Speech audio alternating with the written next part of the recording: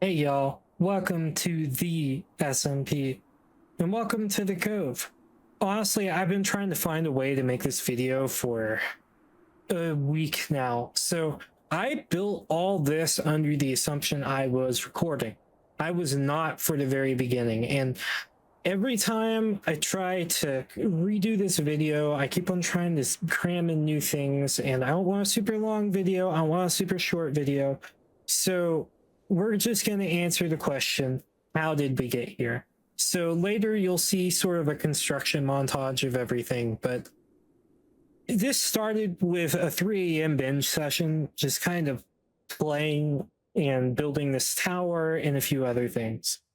And that led to me needing some better tools, which led me to building an enchanting table, which led me to getting a villager hut so I can start doing things, which led me to, getting mending and unbreaking and whatnot, which led me to building an iron farm to get emeralds to trade for the village, which led me to everything. This sort of has been a side quest.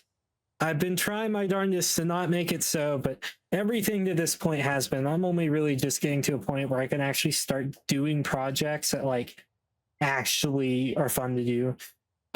So I'm not gonna keep you all for too long.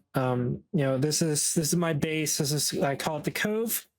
As you can see down here, we have a few things. So we have an iron farm right there. We've got a little bit of a nature walk. You can go around here and you'll see this being constructed in a later episode. To be honest with you, I'm recording this after the fact because I finally decided on how I want to do this. But we got a little bit of a nature walk that'll kind of connect the base and sort of act as a main road for every amenity and everything we want.